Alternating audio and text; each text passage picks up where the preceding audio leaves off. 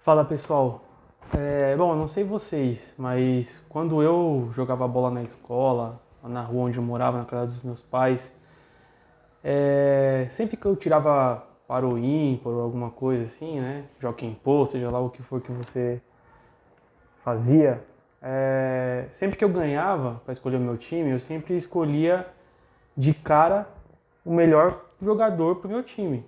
Eu sempre escolhia o cara que eu achava que era o melhor. E sempre foi assim, quando eu jogava futsal, eu sempre queria ter os melhores do meu lado. O Ceni hoje, ele decidiu deixar o Luciano no banco.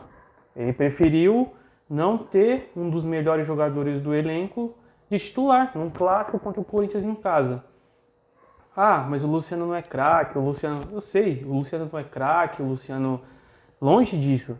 Só que nesse São Paulo, nesse atual São Paulo, onde um monte de pereba joga, o Luciano ele tem que jogar.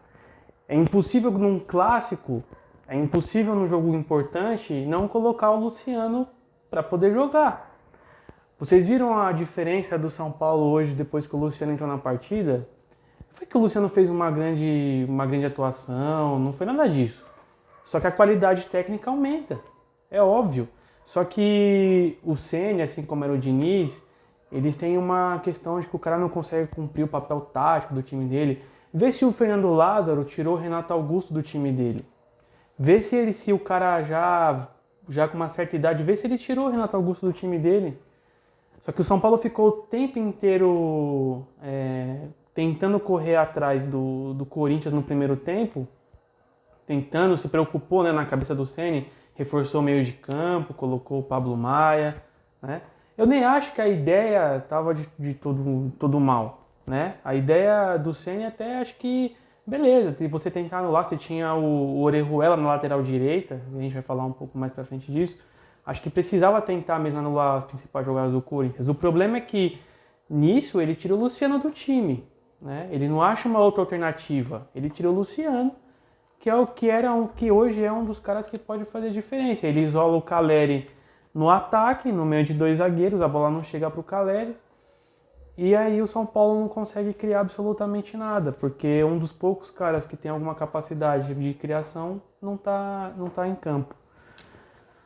Bom, o São Paulo começou o jogo, acho que nem foi um abafa como eu esperava que fosse. O São Paulo ele teve o domínio das ações ali no começo da partida, mas muito mais com posse de bola do que propriamente uma imposição, fez fazer o Corinthians sofrer. Acho que a primeira grande chance do São Paulo foi ali com 5 minutos, o Nestor, que ele consegue entrar ali na área e chuta fraco, o Cássio faz a defesa até fácil, né?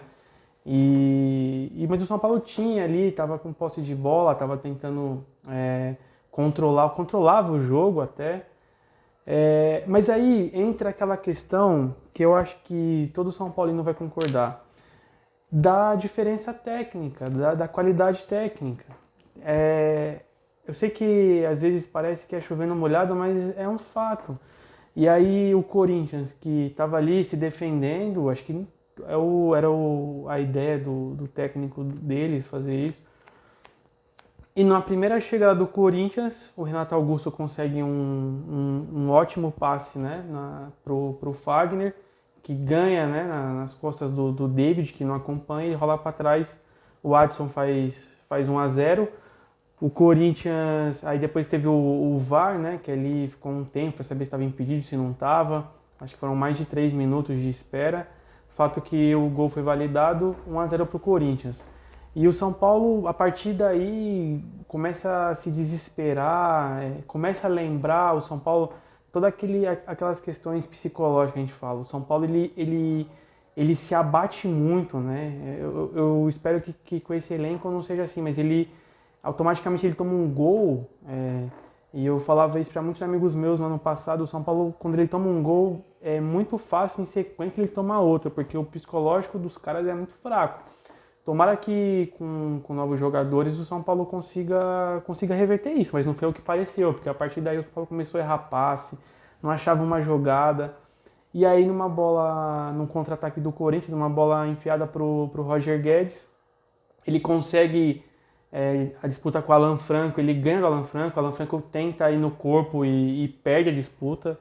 E aí o Alan Franco tem que entender uma coisa, num clássico, numa jogada dessa, ou você chega e desce o porrete no cara e joga o cara pra linha de escanteio, ou você não vai na jogada. É clássico, mano. Você não tem que... Ou você chega e dá uma porrada no cara pro cara cair, e faz a falta, ou não pode chegar daquele jeito, como ele chegou. O Roger Guedes ganha dele fácil, os caras acho que até ficam ali pedindo uma falta, e aí o Roger Guedes toca pro meio da área, o São Paulo sem cobertura, o Adson faz 2-0 pro Corinthians aí, ali no primeiro tempo. Eu nem sei, foi um jogo... Eu anotei aqui o gol do Corinthians, foi o primeiro gol aos 17, o segundo gol aos 33, com 33 minutos do primeiro tempo estava 2-0 pro Corinthians. E aí é o estilo de jogo que o Corinthians gosta, né? Porque se defende ali, fecha a linha e consegue os contra-ataques. E aí acho que depois disso o São Paulo teve uma chance ali, acho que com o Caleri, né? Uma bola que sobra, talvez a única para ele chutar no primeiro tempo. Ele chuta de fora da área, o Cássio faz uma boa defesa. E logo na sequência o Cássio faz uma outra grande defesa que num escanteio, a bola cruzada, o David desvia quase acho que na pequena área, o Cássio faz uma grande defesa e acaba o primeiro tempo. Na volta do intervalo, o Ceni colocou o Luciano no lugar do Pablo Maia e colocou o Caio Paulista no lugar do Orejuela. O Caio Paulista, que veio para jogar na lateral esquerda, jogou do lado direito improvisado. O Orejuela no primeiro tempo errou tudo. Como eu disse, o Orejuela ele me assusta. Eu vejo o Orejuela em campo, ele é assustador ver o Orejuela jogando. É assustador. Eu não quero ficar pegando no pé de ninguém. E aqui é uma crítica não ao Orejuela como homem, como ser humano, mas como jogador. É assustador ver o Orejuela jogando com a camisa do São Paulo. Ele errou praticamente tudo, ele teve dificuldade para marcar o Roger Guedes, ele não acertou um passe, ele vai cruzar, ele erra. É bizonho ver o Orejuela jogando pelo São Paulo.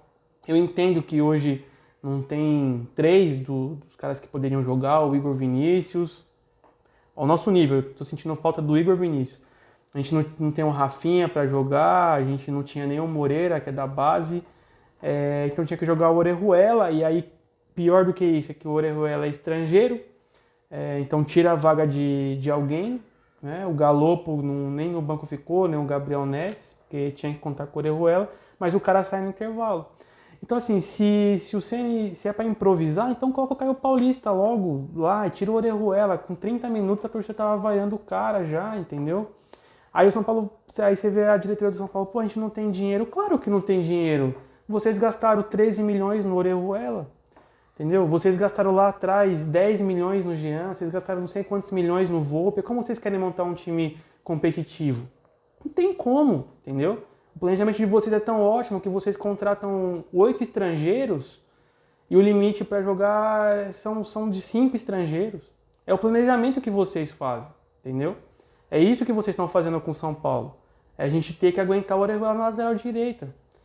Mas aí a culpa é da torcida, né? A culpa é de quem pega no pé. São essas coisas. Mas a gente... Eu falei no último jogo contra a Portuguesa, o cara jogou contra a Portuguesa, no jogo que foi 4-1 pro São Paulo, o cara foi bizonho. Foi bizonho. E aí esse cara aí quer jogar hoje contra o Corinthians, que é um time mais qualificado. Então entra o Luciano no lugar do Pablo Maia. E aí é um outro questionamento também aqui. O Pablo Maia...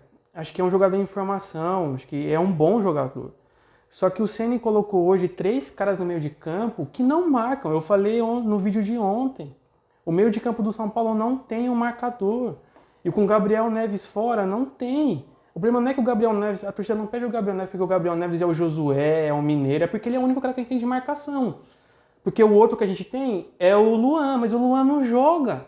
O Luan não joga. O Luan ficou machucado 200 anos e ele não recupera a forma física, os caras não põem ele. O Ceni fala na coletiva que ele precisa de mobilidade. Porra, me coloca um mês pra treinar no São Paulo que eu vou ganhar mobilidade. Agora o Luan não ganha. É impressionante, essas coisas que não dá pra entender no São Paulo. São essas coisas que não deixam o São Paulo seguir o caminho que ele tem que seguir. Aí coloca o Pablo Maia, o Mendes, que nem fez uma má partida, eu achei. Mas não é um cara de marcação. Não é. O único cara que a gente tem de marcação é o Gabriel Neves e o Luan. Eu não vou nem contar o Luan, porque o Luan não vale, é café com leite. Vamos tentar o Gabriel Neves, que jogou, né, ano passado, boa parte da temporada. Mas é complicado. E aí volta no segundo tempo, o São Paulo tem uma chance aos 4 minutos, uma cabeçada do Arboleda. A bola passa rente à trave ali, o Cássio fica olhando. Depois o Mendes, ele tem um chute de fora da área que ele acerta o travessão, quase fazendo um golaço. Aí aos 20 o Ceni tirou o Rato, entrou o Pedrinho. O Rato hoje fez uma partida péssima, errou tudo que ele tentou, não jogou absolutamente nada. E entrou o Pedrinho. O Pedrinho eu achei que ele entrou bem, ele começou pelo lado direito, né, lá do lado direito do ataque do São Paulo, depois ele passou para o lado esquerdo, que eu achei que ele rendeu melhor. Tentou algumas jogadas individuais, acho que ele entrou bem no jogo. E aí aos 27 entrou o Luan, no lugar do Mendes, mas o Luan ainda precisa de mobilidade. E entrou o Thales no lugar do Nestor, uma partida horrorosa do Nestor. Um jogador que até tem uma qualidade técnica, é indiscutível isso, mas é um jogador fraco fisicamente. Hoje tem momentos no jogo que os caras vão para uma disputa de bola e o Nestor ele é tão franzino que os caras encostam nele, ele cai. Então hoje é a diferença. O nosso articulador hoje era o Nestor e o articulador do Corinthians. O nosso articulador era o Nestor, o articulador do Corinthians era o Renato Augusto. Isso já diz muito. Depois, aos 32, o gol do Luciano, o cruzamento rasteiro do Wellington. O Luciano domina com a perna direita e já bate pronto, faz o gol do São Paulo, diminui. Aí o São Paulo, o Corinthians no segundo tempo praticamente não jogou. Eu até achei que o Corinthians, na verdade, não sei, tirou um pouco o pé, ou cansou, eu não sei, mas o São Paulo conseguiu ter uma imposição, se arriscou mais, acho que cedeu alguns contra-ataques, é verdade, mas não tinha outra opção.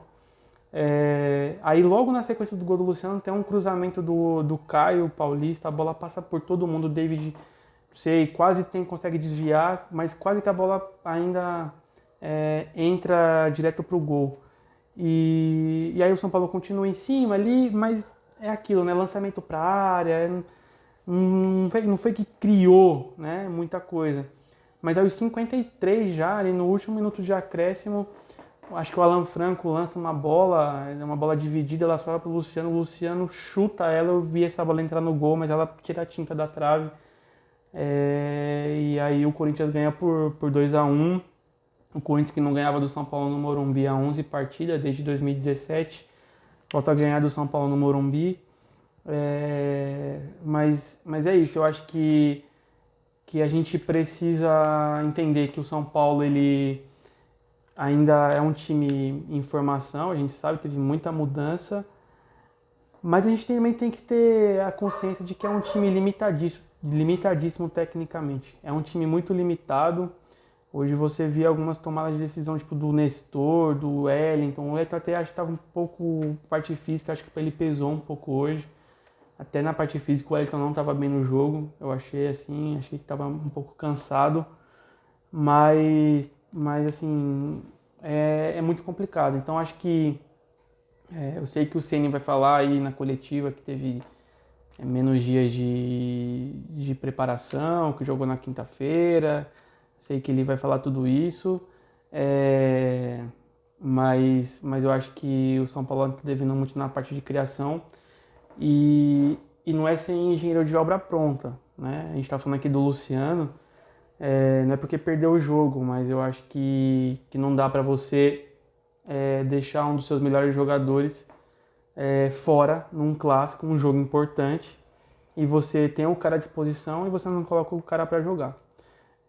Então você muda o sistema, não sei, você quer fazer a proteção ali, porque põe 3 zagueiros, tinha o Beraldo no banco, não sei, muda o sistema, tira o Pablo Maia, coloca outro cara, não sei, mas você precisa ter o Luciano em campo. Você não pode num jogo como esse você não ter o Luciano em campo. Eu sei que tem que marcar a saída de bola, sei tudo isso que o Ceni sempre comenta, o Diniz falava muito disso, do cara que como é que o Diniz falava? Do cara que corre corre na linha, ele falava alguma coisa assim, tá tudo certo. Só que você precisa ter o diferente em campo. O diferente aqui do São Paulo não é que o Luciano é um craque, não é que o Luciano é o melhor jogador do mundo, mas né, entre as opções que o Ceni tem, dentro do elenco que a gente tem, ainda é um dos melhores. Então agora o São Paulo tem uma semana de folga aí, né? Vai voltar a jogar no domingo contra o Santo André, fora de casa. A gente segue acompanhando, vamos ver o que o Ceni vai falar na coletiva. E a gente volta depois para uma semana com notícias do São Paulo, tá bom? Então é isso, um forte abraço, boa semana para todos vocês e vamos São Paulo!